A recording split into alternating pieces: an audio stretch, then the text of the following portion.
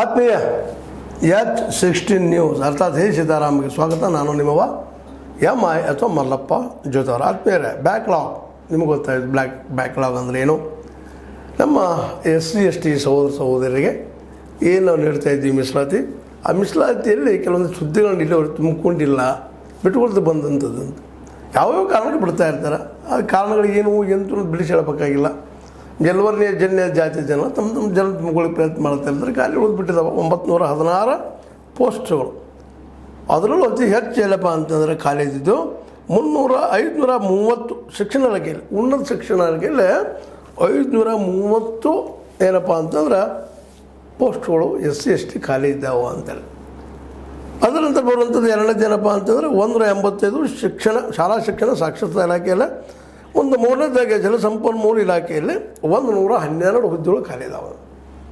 ಅಂದ್ರೆ ಈ 916 ನೀವು ಉದ್ಯೋಗ ಖಾಲಿಗಳಿದಾವೆ 2001ರಿಂದ ಇತ್ತೀಚೆಗೆ ಖಾಲಿ ಉಳ್ಕೊಂಡು ಬೆಳೆದು ಬಂದಂಥದ್ದು. ಇದ್ರ ಕುರಿತಾಗಿನ ಇವತ್ತು SC ಮಾದೇವಪ್ಪನವರು ಸ್ಪಷ್ಟವಾಗಿ ಹೇಳಿಬಿಟ್ಟಿದ್ದಾರೆ, ಬ್ಯಾಕ್ಲಾಗ್ ಮುಕ್ಕೊಳ್ರಿ ಅಂತೇಳಿ. ಬ್ಯಾಕ್ಲಾಗ್ ಹುದ್ದೆಗಳನ್ನು ಯಾವುದೇ ವಿಳಂಬ ಮಾಡದೆ ಭರ್ತಿ ಮಾಡಿಕೊಳ್ಳುವಂತೆ ಈಗಾಗಲೇ ಸ್ಪಷ್ಟ ಸೂಚನೆ ನೀಡಲಾಗಿದೆ. ಇವರು ಸಮಾಜ ಇಲಾಖೆ ಮಿನಿಸ್ಟರ್ ಇದ್ದಂಥವರು ಹೇಳಿಬಿಟ್ಟಿದ್ದಾರೆ ಈಗಾಗಲೇ, ನೀವು ತುಂಬಿಕೊಳ್ಳೇಬೇಕು, ಇದನ್ನು ಕಾರಣ ಹೇಳುವಾಗಿಲ್ಲ ಅಧಿಕಾರಿಗಳು ಅನ್ನುವಂಥ ಮಾತನ್ನು. ವಿಳಂಬವಾದರೆ ಇಲಾಖೆಗಳ ಅಧಿಕಾರಿಗಳೇ ಹೊಣೆ, ಸಂಬಂಧಿಸಿದವರು ಯಾರು ಅಧಿಕಾರಿಗಳಿದ್ದಾರೆ ಅವ್ರನ್ನ ಹೊಣೆ ಮಾಡ್ತೀವಿ, ಎಚ್ಚರ ತೋಳ್ರಿ ಅವ್ರನ್ನ ಜಲ್ದಿ. ಯಾಕೆ ಇದನ್ನು ಹಿಂದಿರುಗುತ್ತಾ ಹೋಗ್ತಾ ಇದ್ದಾರಂತ? ಹೌದು, ಅನ್ಬೋದಿಲ್ಲ ಅಂತಲ್ಲ, ಒಂದೇ ಕಾರಣ ಅಲ್ಲ, ಹಲವಾರು. ನಮ್ಮ ಬಜೆಟ್ದಲ್ಲಿ ರೊಕ್ಕ ಇಲ್ಲರಿ, ಮತ್ತಿರಲಿ, ಖಜಾನೆ ಖಾಲಿ ಆಗಿದ್ರಿ, ಏನೋ ಹೇಳ್ಬೋದು. ಆದರೆ ಇವೆಲ್ಲ ಜೆನ್ಯೂನ್ ರೀಸನ್ಗಳಲ್ಲ. ಯಾಕಂದರೆ ಅವುಗಳಿಗಾಗಿ ಫಂಡ್ ತೆಗೆದು ಇಟ್ಟಿದ್ದ, ದುಡ್ಡು ಇಟ್ಟಿದ್ದ. ಇದಕ್ಕೆ ಇವನ್ನ ಇಲಾಖೆಗಳ ನಿರ್ದೇಶನವೂ ಸಹಿತ ಕೊಟ್ಟಿದ್ದಾರೆ ಇವರು. ಏನಂತೇಳಿ, ಬ್ಯಾಕ್ಲಾಗ್ ಹುದ್ದೆಗಳ ಭರ್ತಿಗೆ ಆರ್ಥಿಕ ಇಲಾಖೆ ಸಮ್ಮತ ಅವಶ್ಯಕತೆ ಇಲ್ಲ.